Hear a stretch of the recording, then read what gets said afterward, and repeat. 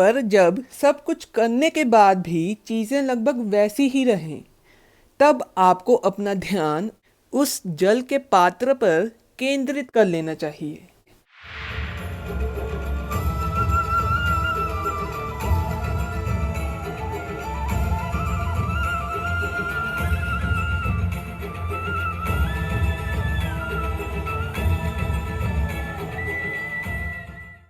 हम अपनी रोज़ाना ज़िंदगी में कई प्रकार के नकारात्मक और घटिया लोगों से मिलते हैं, जिनका काम ही होता है दूसरों के जीवन में अड़चनें पैदा करना। उनसे आपकी खुशी बर्दाश्त नहीं होती, आपकी कीर्ति, आपकी सफलता उनसे हजम नहीं होती। उनका एक ही कार्य होता है कि आपको नीचा कैसे दिखाएं, ताकि वो आपसे ऊपर उठ सकें। ऐसे नीच मानसिकता वाले लोग पैदा ही इसलिए होते हैं ताकि आपके काम में टांग अड़ा सकें। अब प्रश्न उठता है कि ऐसे लोगों का सामना कैसे करें, उनसे कैसे निपटें। चलिए आपको एक उदाहरण द्वारा समझाता हूँ। यदि आपसे कहा जाए कि आपको एक जल भरा पात्र लेकर अपने इलाके में 4 चक्कर काटने हैं और शर्त ये है कि पानी की एक बूंद भी नीचे नहीं गिरनी चाहिए, तो आप क्या करेंगे? आप बड़ी ही सावधानी से अपना सारा ध्यान उस जल भरे पात्र पर केंद्रित करते हुए धीरे धीरे चलेंगे। आपके आसपास क्या घटित हो रहा है आपको कुछ ध्यान नहीं होगा। क्यों, है कि नहीं? यही आपके जीवन के साथ भी होता है।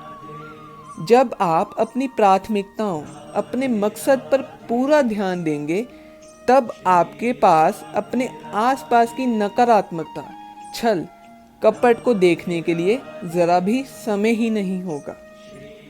सत्य यही है कि आप कहीं भी क्यों न चले जाएं, आपको ऐसे नीच और कपटी लोग हर जगह ही मुफ्त में मिलेंगे।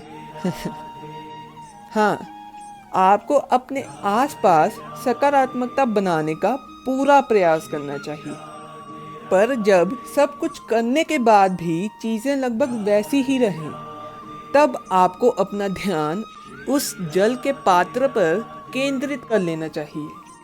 अपनी प्राथमिकताओं, अपने लक्ष्य, अपनी खुशियों पर अपना ध्यान केंद्रित कर लेना चाहिए। ऐसा करने से आप उन नकारात्मक लोगों से उतना प्रभावित नहीं होंगे जितना आप पहले हो रहे थे। अगर चीज़ें पूर्णतः ही आपके वश से बाहर हैं, तब आप अपना काम, अपनी परिस्थिति बदलने के बारे में सोच सकते हैं। पर इतना ध्यान रखिएगा, नई परिस्थितियाँ नए अवसरों के साथ नई मुश्किलें भी लाएंगी। इसलिए आप अच्छे हैं, अच्छे ही बन के रहें, ईश्वर की शरण में रहें। ऐसे लोगों पर ज़रा भी ध्यान न दें, जितना हो सके उनसे दूर ही रहें। नकारात्मकता आपको उतना प्रभावित नहीं कर पाएगी। राधे राधे। अगर आपको ये वीडियो पसंद आई हो तो like, comment, share and subscribe ज़रूर कीजिएगा।